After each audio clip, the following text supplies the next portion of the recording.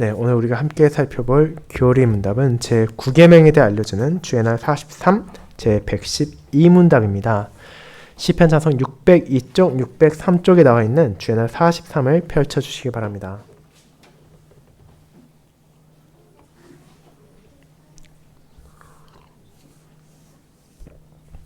하이데벨 교리 문답 주애날 43 교독하도록 하겠습니다. 주애날 43 제112문 하나님께서 제9계명으로 명령하시는 것은 무엇입니까? 나는 누구에 대해서든지 거짓 증언하지 않아야 하고 누구의 말이라도 왜곡하지 않아야 하며 뒷공론하거나 비방하지 않아야 하고 분별 없이 그리고 사정을 들어보지도 않고 어떤 사람을 정죄하는 사람들에게 가담하지도 않아야 합니다. 오히려 나는 반드시 하나님의 무거운 형벌 아래 있는 마귀에게 속한 일인 모든 거짓말과 속임을 피해야 합니다. 법정에서나 그 외 다른 어느 곳에서나 나는 반드시 진실을 사랑해야 하고 정직하게 말하고 고백해야 하며 내 이웃의 명예와 신망을 지켜주고 증진하기 위하여 내가 할 수 있는 일을 해야 합니다. 네, 교리문답 요약된 하나님의 말씀을 설교한 후엔 찬송 1장으로 사도신경을 함께 부르고 시편 5편을 이어서 부르겠습니다.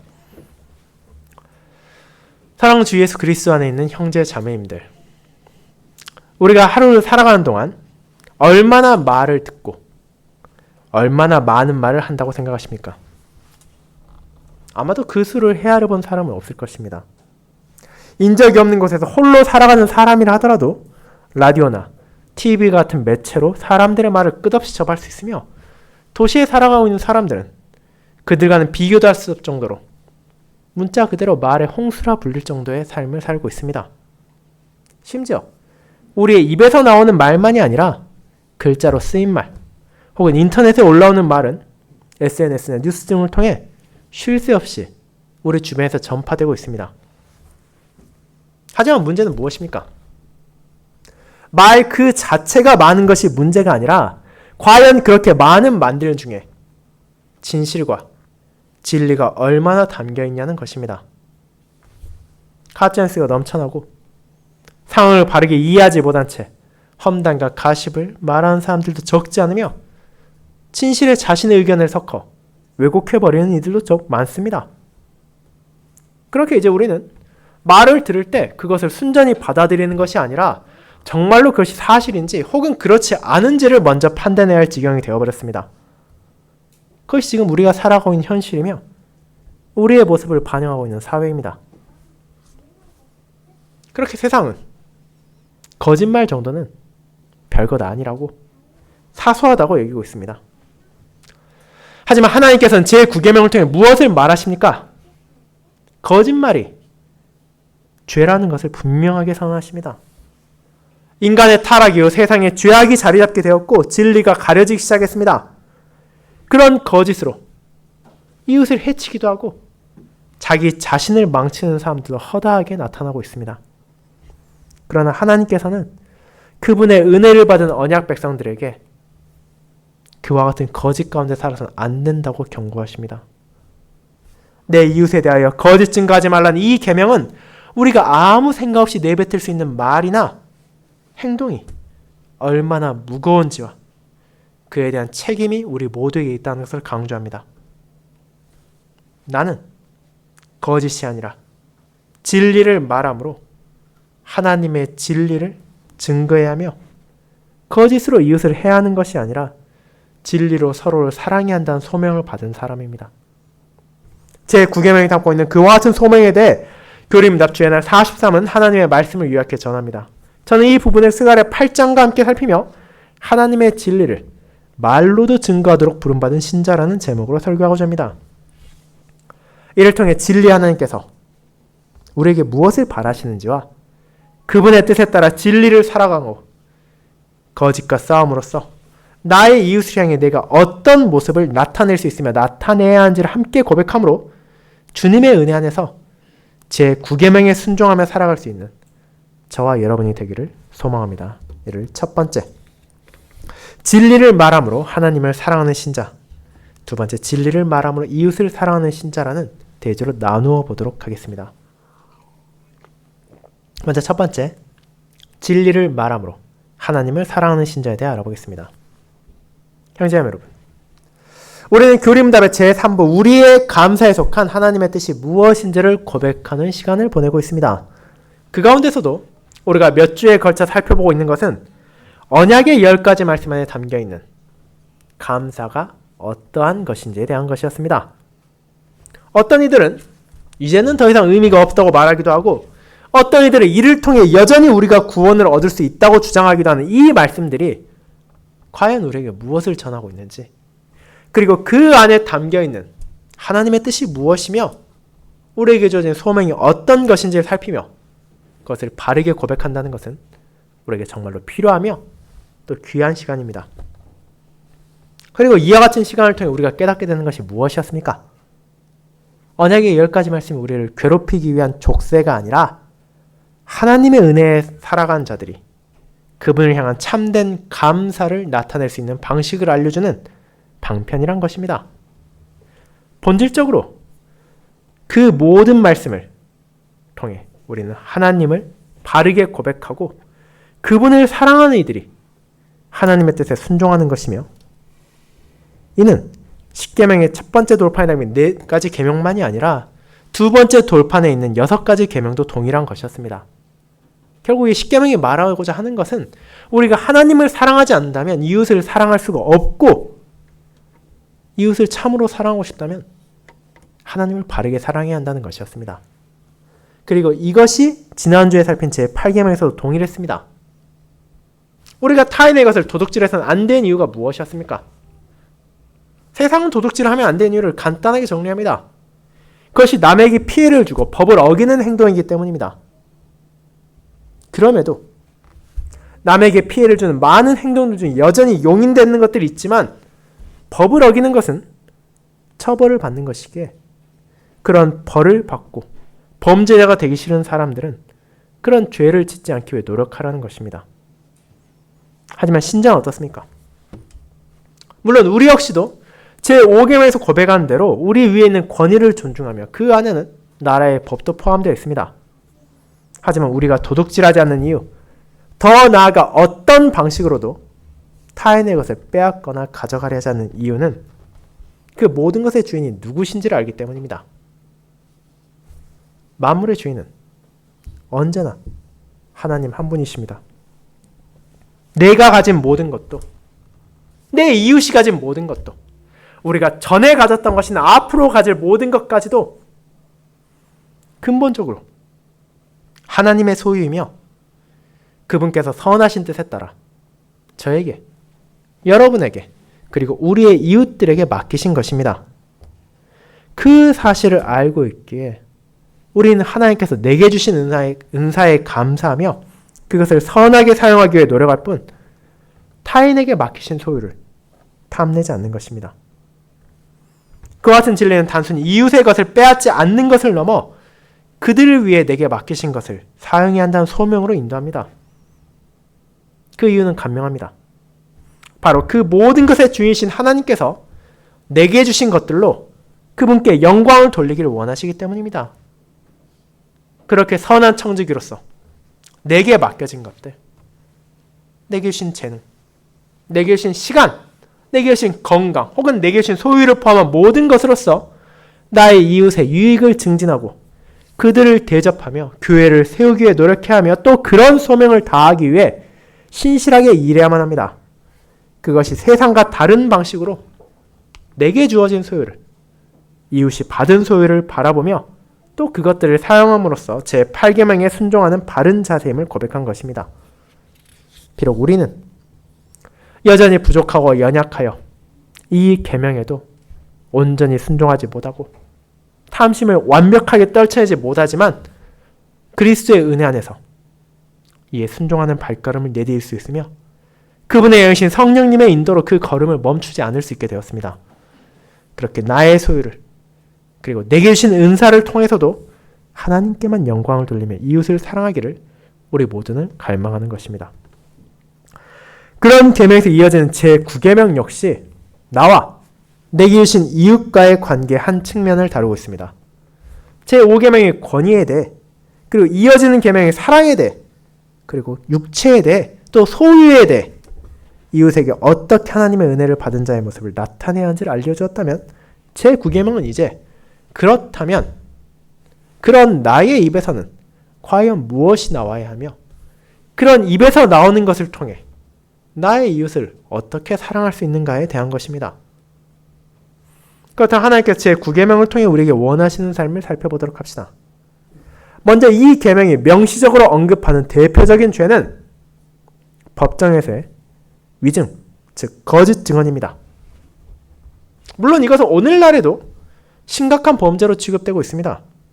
어떤 이유에서건 거짓 증언을 통해 무고한 사람이 피해를 입을 때도 있고 또 범죄자가 해결되지 못한 채 지나쳐 버릴 수 있기 때문입니다. 그리고 이는 과거 언약 백성들에도 마찬가지였습니다. 그리고 여러 면에서 그 당시의 위증은 오늘날보다 훨씬 더 심각한 결과를 초래할 수 있었습니다. 최근에는 다양한 방식으로 증거를 모을 수 있으며 이를 통해 증언이 진실인지 혹은 거짓인지를 확인할 수 있는 수단도 늘어났습니다. 그런데 과거엔 어땠습니까? 오늘날처럼 CCTV가 있는 것도 아닙니다. 녹음기도 없고 블랙박스는 상상도 할 수 없습니다. 그렇게 명백한 범죄 사항이 많은 사람들에게 목격한 것이 아니라면 법정에서의 소수의 목격자의 증언이 죄를 밝혀내는데 중요했습니다. 그런데 이런 경우 어떤 문제가 생깁니까? 소수의 사람이 개인의 이득을 취하기 위해 혹은 피해자에 대한 악한 감정을 해소하기 위해 위증을 하게 되면 진상을 찾는 것이 아주 어려워질 수밖에 없습니다. 그렇게 하나님께서는 한 사람의 증인이 아니라 두세 사람 이상의 증언을 통해 진위를 판단하게 하셨지만 그럼에도 그들이 공모하여 악을 행한다면 언제라도 피해자가 발생할 수 있는 구조였습니다. 그리고 이것은 그저 가상의 위험이 아니었습니다. 여러분은 열왕기상 21장에서 이것을 보게 됩니다. 악한 왕인 아합이 나봇의 포도원을 원하자 나봇은 그것이 하나님의 뜻에 어긋난 것이기에 왕께 드릴 수 없다고 하였습니다. 그 포도원 어찌마에 상심한 아합을 본 왕비 이세벨은 어떤 행동을 합니까? 불량자 두 사람을 포섭해서 저 나봇이라는 사람이 하나님과 왕을 저주했다고 증언하게 합니다. 그 결과 어떻게 됩니까? 그 증언이 실제로 받아들여져서 나봇이 돌에 맞아 죽게 됩니다.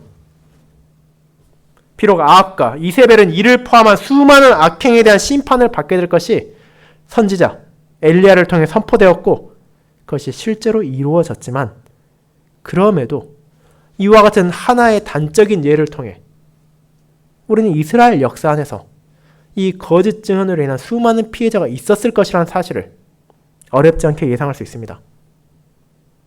이와 같은 거짓 증언은 언약 백성의 공동체를 파괴하고 서로의 신뢰를 무너뜨리는 실존하는 죄였습니다. 그렇게 하나님께서는 이스라엘에게 거짓 증언을 금하셨습니다. 그리고 이에 대한 가장 근본적인 이유는 무엇입니까? 여러분이 오늘 읽은 스가랴에서 그 원인을 찾을 수 있습니다. 거짓 맹세, 거짓 증언은 하나님께서 미워하시는 것이기 때문입니다. 그분께서 이를 원하지 않으십니다. 자신의 은혜에 살아가는 언약 백성이 세상처럼 그런 죄 가운데 머무르기를 바라지 않으십니다. 그럼 이제 우리는 왜 하나님께서 그런 죄를 미워하신지를 생각해 볼 수 있습니다. 그 이유가 무엇입니까? 하나님께서는 이런 거짓과 조금의 관련도 없으신 진리의 하나님이시기 때문입니다. 여러분은 구약과 신약의 다양한 본문에서 이에 대해 읽을 수 있습니다. 대표적으로 사무엘상 15장 29절에서 선지자 사무엘은 사울 왕을 향해 이렇게 말합니다. 이스라엘의 지존자는 거짓이나 변기함이 없으시니 그는 사람이 아니심으로 결코 변기하지 않으심이니이다. 신약의 사도 바울 역시 디도를 향한 편지에서 거짓이 없으신 하나님이라고 자신의 주인이신 하나님을 묘사하기도 합니다. 그리고 그 외에 다양한 본문들에서 여러분은 하나님께서 거짓이 없으신 분이라는 것을 확인할 수 있습니다. 그렇게 하나님께서는 진실이신, 진리이신 분이시기에 거짓을 미워하는 것이 지극히 당연합니다. 베개 신학에서 제1항에서도 고백하는 것처럼 그분께서는 사람과 달리 변하지 않으시는 분이시며 그분이 진리의 하나님이시라는 사실은 과거에도 지금도 그리고 앞으로도 영원히 진리의 하나님이시라는 사실이기에 모든 거짓, 그분의 공의에 어긋나고 그분의 진리와 대척하는 것들을 결코 사랑하실 수 없기 때문입니다. 그리고 생각해 보시기 바랍니다. 애초에 거짓은 그 자체로 홀로 존재할 수 있는 것이 아닙니다. 무언가 기반이 되는 진실이 없다면 거짓이 나타날 수 없습니다. 이는 진리를 왜곡하여 잘못된 방향으로 인도하는 것이며 누군가의 안에 있는 기대나 예측을 배신하는 행동입니다. 상대를 신뢰하며 나온 일을 기만하는 것이고 자신을 향한 믿음을 깨뜨리는 것입니다. 그런데 어떻게 진리의 하나님께서 그와 같은 거짓을 용납하시겠습니까? 아무렇지 않다고 말하시겠습니까? 그런 일은 결코 일어나지 않습니다. 그리고 그와 같은 거짓의 기원을 생각해보면 이것은 더욱 명백해집니다. 모든 선의 원천이신 하나님께서는 진리의 원천이기도 하십니다. 그분 안에서 모든 진리가 흘러나오며 그분을 통해 세상에 참된 진리가 전해집니다. 그러나 거짓은 어떻습니까? 예수님께서는 그분을 믿지 않고 시험하는 자들 향해 이렇게 말하십니다. 너희는 너희 아비 마귀에게서 났으니 너희 아비의 욕심대로 너희도 행하고자 하니라. 그는 처음부터 살인한 자요 진리가 그 속에 없으므로 진리에 서지 못하고 거짓을 말할 때마다 제 것으로 말하는 이는 그가 거짓말쟁이요 거짓의 아비가 되었습니다. 거짓은 마귀에게 난 것입니다. 그를 통해서 세상에 거짓이 들어왔고 그를 따른 이들을 통해 세상에 거짓이 넘쳐나게 되었습니다. 그뿐 아니라 그런 거짓을 아비로 둔 자들은 그들이 아무리 우리도 하나님의 자녀라 말한다 하더라도 실제로는 그 입에서 나오는 거짓으로 인해 자신들이 마귀에 속한 자임을 증거하는 것입니다. 가장 극명한 증거로 무엇이 드러나는지가 요한복음 8장 45절에 나옵니다. 내가 진리를 말함으로 너희가 나를 믿지 아니하는도다. 거짓을 따르고 그 안에 머무르길 원하는 자는 자연스럽게 무엇을 배척합니까? 진리를 배척합니다. 자기 생각과 다르고 자기 거짓을 비추어내는 빛을 거부합니다. 그렇게 과거에도 지금도 진실을 가장하며 거짓을 추종한 이들이 끊임없이 존재하며 그것이 제112문답에 말하는 것처럼 마귀에게 속한 일은 모든 거짓말과 속임을 따르는 자들의 모습입니다. 그렇게 이제 다시 한번 스가랴를 보시기 바랍니다. 하나님께서 그들에게 무엇을 말하십니까? 거룩하신 여호와 진리의 하나님 앞에 이스라엘 역시 온전하지 못했습니다. 그들은 거짓으로 이웃에게 피해를 주었고 기만으로 자기 주변을 속이기도 했습니다. 진리의 하나님께서는 그분의 공의로 그들을 심판하셨지만 언약 백성을 영원히 멸하진 않으셨습니다. 그분께서 예루살렘과 유다 족속에게 다시 은혜를 베푸신 것입니다. 그분의 은혜로 말미암아 유대인들은 다시 포로 생활을 마치고 예루살렘에 돌아올 수 있게 되었습니다.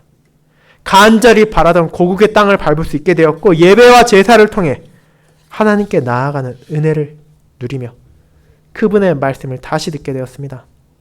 그 모든 것이 얼마나 큰 은혜인지를 포로기를 직접 경험한 사람들은 인정하지 않을 수 없었습니다. 그런데 이제 그렇게 그분의 은혜로 돌아온 자들에게 하나님께서 무엇을 요구하십니까? 다른 무언가를 말하지 않으십니다. 그분께서는 이스라엘을 향해 이웃에게 진리를 말하고 성문에서 진행되는 그들의 법정이 진실되고 화평하기를 바라시며 그들이 서로를 해하려 하지 않고 거짓 맹세를 하지 않게 하십니다.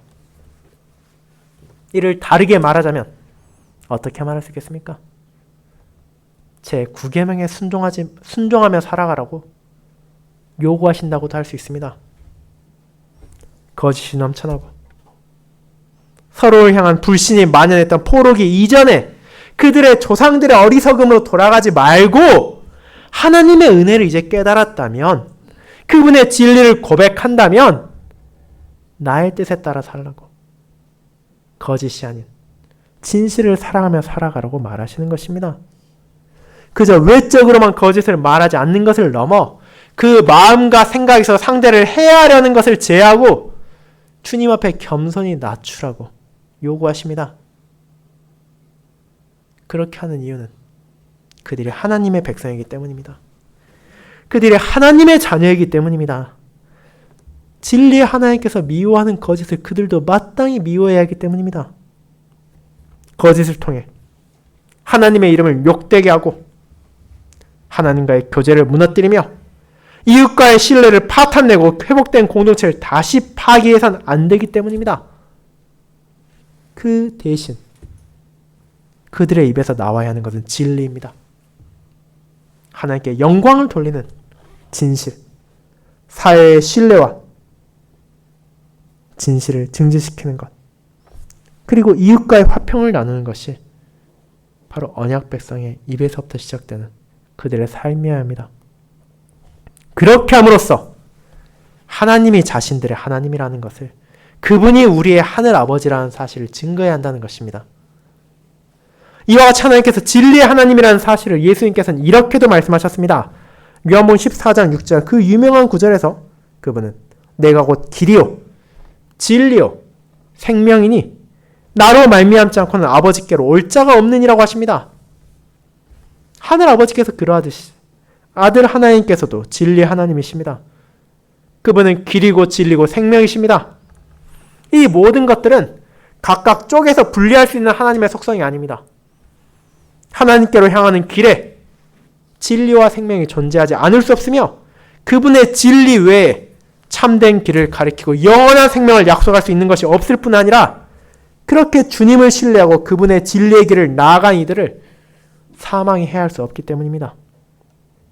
그런 방식으로 예수님께서는 아버지에 대한, 자신에 대한 진리를 선포하셨으며 자기 양떼가 거짓을 사랑하는 것이 아니라 진리를 사랑함으로 하나님을 사랑하도록 인도하셨습니다. 그렇게 성도는 마땅히 세상의 방식대로 거짓을 말하며 거짓을 사랑하는 것이 아니라 하나님의 자녀로서 진리를 사랑하며 진리 가운데 거함으로 그분께 영광을 돌려야 합니다. 사랑하는 자녀 여러분, 하지만 그것이 쉬운 일이 아닙니다.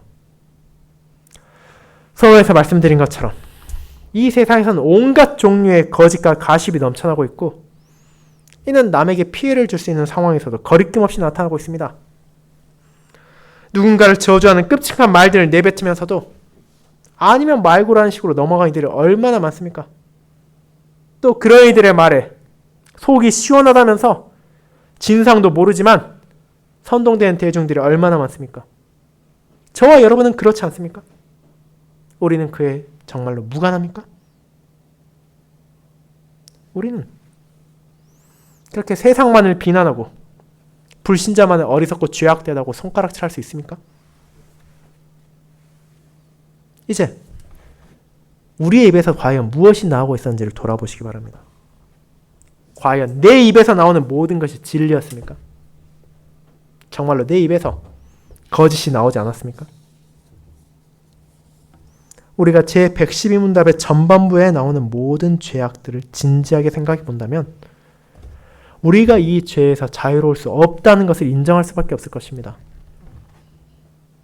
물론 우리가 법정에 나서 위증을 할 일은 거의 일어나지 않을 것입니다. 하지만 가족이나 친구, 동료의 말을 원래 의도와 왜곡해서 내게 유리하게 전하는 것은 너무도 쉽게 일어납니다. 어떤 의도를 가졌다 하더라도 다른 사람을 뒤에서 험담하고 비방해서도 안 되지만 그것이 얼마나 즐거운지를, 얼마나 통쾌한지를 우리는 잘 알고 있습니다. 그뿐 아니라 내가 실제로 만나본 적도 없는 사람들을 얼마나 쉽게 정죄합니까? 내가 그들의 모든 속사정과 배경까지도 안다는 듯이 연예인들을 모욕하고 정치인들을 비난하며 방송인들을 조롱하지 않습니까? 그리고 남들도 다 그런 것을 하고 있으니 도대체 이게 무슨 문제냐고 정당한 적이 과연 단 한 번도 없습니까? 우리 안에 그런 모습이 나타난다면 이제 우리는 스가랴에게 전해진 하나님의 말씀을 다시 마음에 새길 필요가 있습니다. 그분께서 우리에게 원하시는 것은 진리와 화평입니다. 미움이나 질시, 거짓이 아닙니다. 하나님께서 미워하시는 행동을 그분의 은혜에 사랑한다는 이들이 행해서는 안 됩니다. 마귀에게 속한 것을 행하며 마귀의 뜻을 따르면서 어떻게 하나님께 속한 자라 말할 수 있겠습니까? 우리는 그런 마귀와 명백한 죄와 맞서 싸우는 사람으로 나를 드러내야 하며 나의 사랑이 과연 어디를 향한지를 보여줘야 합니다. 나의 사랑이 진리를 향함으로 하나님을 사랑하는 것인지 혹은 거짓을 향함으로 마귀를 사랑하는 것인지를 우리는 나의 입을 통해 드러내고 있는 것입니다. 그렇게 우리는 진정 하나님의 은혜를 고백한 자로서 그분의 진리를 사랑하고 그분의 진리를 이 땅에 증거한 자가 되어야 합니다. 그리고 이는 나의 입에서 나오는 말을 통해 하나님께 영광을 돌리고 나의 이웃을 사랑하며 교회를 세우는 방식으로 드러나게 됩니다. 그것이야말로 제9계명에 따라 살아가는 우리의 바른 자세이기 때문입니다. 그것이 두 번째, 진리를 말함으로 이웃을 사랑하는 신자로 연결됩니다. 성도 여러분, 그렇게 우리는 내 입에서 나오는 것이 거짓이 되어서는 안 된다는 것을 알았습니다. 거짓이 마귀에 속한 것이라면 우리는 위증과 같은 명백한 죄뿐만이 아니라 그것이 대표하는 모든 입에서 나오는 악한 것들을 피하고 경계해야 마땅하기 때문입니다. 그렇다면 이제 우리는 무엇을 말해야 합니까? 어떻게 우리가 나의 이웃과 대화를 하고 어떻게 나의 혀를 다스리는 것이 합당한 것입니까? 그저 진실이게만 하다면 아무렇게나 해도 되는 것입니까? 흔히들 말하는 것처럼 팩트 폭력이라는 이유로 다른 사람들에게 상처를 주어도 됩니까? 실제로 그렇게 생각하는 사람들이 많은데 내가 말한 것이 진실인데 도대체 무엇이 문제냐 생각하는 사람들이 많은 사회에서 우리는 이를 어떻게 대해야 합니까? 우리는 이 점에 대해서 생각할 필요가 있습니다. 물론 앞선 언급한 것처럼 우리는 거짓을 미워하고 진리를 사랑해야 합니다. 하지만 중요한 점은 그 진리를 어떻게 말하느냐도 제9계명에 이미 담겨 있다는 것입니다. 112문답의 마지막 부분을 생각해 보시기 바랍니다. 이는 이렇게 말합니다.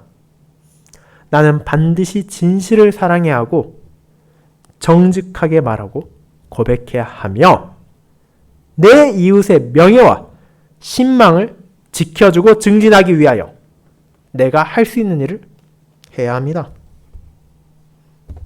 자, 너무나 당연해 보이는 명제가 선언된 뒤에 무엇이 이어졌습니까? 내 이웃의 명예와 신망을 지켜주고 증진하기 위하여 내가 할 수 있는 일을 해야 한다고 말합니다. 진리를 사랑하고 정직하게 말하는 것이 필요하지만 그 진리가 이웃을 사랑하기 위해 사용되어야 한다는 것입니다. 여러분이 이에 대해 에베소 4장에서도 읽어볼 수 있습니다. 에베소 4장 15, 16절은 이렇게 말합니다. 오직 사랑 안에서 참된 것을 하여 범사에 그에게까지 자랄지라. 그는 머리니 곧 그리스도라. 그에게서 온 몸이 각 마디를 통하여 도움을 받음으로 연결되고 결합되어 각 지체의 분량대로 역사하여 그 몸을 자라게 하며 사랑 안에서 스스로 세우니라. 바울이 편지를 쓴 에베소 교회, 사람의 속임수, 간사한 유혹과 같은 거짓과 기만의 공격이 찾아오고 있었습니다. 그에 대해 사도는 교회가 어떻게 대응해야 되는지를 알려줍니다. 그들은 참된 것을 해야 합니다. 쉽게 말하자면 입에서 나오는 것이 진리가 돼야 되고 그들의 행동이 그 진리에 따른 것이 되어야 한다는 것입니다. 하지만 그것을 어떤 방식으로 하라고 합니까? 사랑 안에서 하라고 합니다. 사랑으로서 진리를 말하고 사랑으로서 서로를 대하라는 것입니다. 사랑이 사라진다면 진리가 서로를 상처 주는 칼날이 될 수 있습니다. 서로를 세우기보다는 잘못을 비판하고 깎아내리며 정지하기 쉽습니다. 반대로 진리가 없이 사랑만 있다면 명백한 죄악에도 눈을 감고 좋은 게 좋은 것이라는 거짓과 기만이 우리를 짓누를 수 있습니다. 그 모든 것은 바른 것이 아닙니다. 그리스도의 몸된 교회는 사랑 안에서 참된 것을 행함으로 주님께 나아갈 수 있으며, 머리신 주님께서는 자신의 지체된 자들이 그런 사랑으로 진리를 드러내기를 바라십니다. 그렇게 진리와 사랑은 분리될 수 없는 하나가 된 성도의 삶입니다. 우리의 하나님께서 진리이시고 공의이시며 사랑인 것처럼 그분의 백성된 모든 사람들 역시 하나님의 이런 성품을 반영하고 드러내야 하는 것입니다. 그렇게 우리가 참된 진리와 사랑으로 나의 입을 통해서, 나의 삶을 통해서 이웃을 섬기고 교회를 세워나갈 때 어떤 결과가 찾아오게 됩니까? 스가랴 8장에서 그렇게 언약 백성들이 진리와 화평을 사랑한다면 얼마나 놀라운 광경을 보게 될 것인지를 알려줍니다. 만군의 여호와께서 이스라엘 향해 약속하십니다. 포로기에서 돌아온 그들을 세상이 보았을 때 여전히 연약하고 초라하게 그지없지만 언젠가 열방이 그들을 향해 찾아올 날이 다가올 것이라고 말입니다. 여호와의 은혜에 살아가며 그분의 진리를 드러내고 사랑으로 서로를 대하는 이들을 세상이 바라보며 그들도 여호와를 찾고 은혜를 구하기 위해 다가올 것입니다. 많은 백성과 강대한 나라들이 예루살렘에 와서 만군의 여호와를 찾고 여호와께 은혜를 구하리라는, 그들이 감히 상상도 하지 못했던 일들이 일어날 것이라는 약속이 주어진 것입니다. 그들을 조롱하고 압제하던 수많은 이방인들이 그들을 찾아올 것입니다. 그런데 그 이유가 다른 데 있지 않습니다. 이스라엘이 부를 가지고 권력을 가지고 강력한 군대를 가져서 세상의 방식대로 그들이 추종하기자 하는 것이 아닙니다. 그들은 언약 백성이 진리와 화평 가운데 사는 것을 보고, 다르게 말하자면 제9계명에 따라 하나님을 사랑하고 이웃을 사랑하는 공동체를 세워나가는 것을 보며 그렇게 할 것입니다. 그들 역시 그와 같은 삶 가운데 하나님과의 교제를 나누기 위하여, 진리와 신뢰를 증진하기 위하여, 이웃을 사랑하며 살기 위하여 유다 백성의 옷자락을 붙잡으며 우리도 너희와 함께 가서 하나님과 동행하기를 원한다 말하는 날이 찾아올 것이라는 것입니다. 이것이 너무나 꿈만 같고 허황된 말처럼 들리십니까? 물론 이 약속의 성취는 이스라엘 백성의 완벽한 순종으로 이루어지는 것이 아닙니다. 그들은 제9계명을 순종해야 한다고 들었음에도 불구하고 또다시 이를 어겼습니다. 그들 안에서 거짓의 뿌리 뽑지 못했으며 이는 지금의 우리도 마찬가지입니다. 그러나 우리를 대신하여, 우리를 위하여 이 계명까지도 온전히 이루신 예수 그리스도 안에서 이 약속이 성취되었습니다. 제9계명에 순종하심으로 자신의 입에서 나온 모든 진리로 그 백성을 인도하시며 그들을 향한 참된 사랑을 말로도 나타내신 주님으로 말미암아 초대교회는 유대인만이 아니라 이전에 감히 상상도 할 수 없던 수많은 사람들이 함께하게 되었습니다. 그들은 하나님을 사랑함으로 이웃을 사랑하고 교회를 사랑하는 이들의 모습 안에서 참된 은혜 안에 거하는 삶이 무엇인지를 보았으며 이에 함께하기 위하여 기꺼이 세상의 것들을 포기하고 교회로 나왔습니다. 세상의 거짓으로 이웃을 해하고 그들의 것을 빼앗기 위해 갖은 방식을 취할 뿐 아니라 험담과 비난으로 서로에게 상처를 줄 때 사랑으로 서로를 돌보고 탐심이 아닌 자비로 서로를 대할 뿐 아니라 격려와 위로, 권면을 나눔으로 혀를 다스리는 모습이 얼마나 놀라운지를 알게 되었기 때문입니다. 하나님께서는 그와 같이 진리를 사랑하고 거짓을 미워하는 자신의 백성들을 기뻐하시며 그들이 참된 진리와 신뢰가 온전히 자리 잡은 그분의 나라에 도착할 때까지 자신의 영으로 인도하십니다. 사랑하는 성도 여러분, 이제 우리는 제9계명에 따라 산다는 것이 무엇인지를 알게 되었습니다. 이것은 그저 명백한 거짓 증언만을 거짓만 많은 금지하는 명령이 아닙니다. 하나님께서는 그 안에서 우리가 모든 종류의 거짓을 피하고 참된 진리와 신뢰를 증진하기를 원하십니다. 진리의 하나님의 백성으로서, 그분의 자녀로서 진실을 사랑하며 나의 입에서 나오는 모든 것이 하나님께 영광이 돌리는 것이 되고 이웃을 섬기는 방식으로 나타나야 합니다. 하나님을 사랑하는 자로서 우리는 그것이 무엇인지를 알고 있습니다. 세상에 그 어떤 말보다 아름다운 주님의 복음이 내 입의 중심에 자리 잡아 비난과 험담, 가십으로 시간을 허비하고 상대를 더럽히는 것이 아니라 이 복음의 중심을 둔 말을 통하여 하나님과 동행하는 우리의 모습을 나의 이웃이 깨달을 수 있도록 해야 합니다. 그렇게 나의 말이, 그리고 그 말과 함께하는 삶이 이웃을 해하는 것이 아니라 그들을 생명으로 인도하는 진리가 되길 갈망하도록 합시다. 이번 한 주 저와 여러분의 입에서 나오는 모든 것이 교회 안에서도 교회 밖에서도 하나님을 사랑함으로 이웃을 사랑하는 것이 되길 바랍니다. 우리의 힘으로 결코 온전히 할 수 없는 이 계명에 대한 순종을 그리스도의 은혜에서 시작할 수 있게 이 길을 기쁨으로 함께 나아가며 사랑으로 나의 입에서 나오는 모든 것을 사용하며 서로를 세울 수 있기를 소망합니다. 아멘.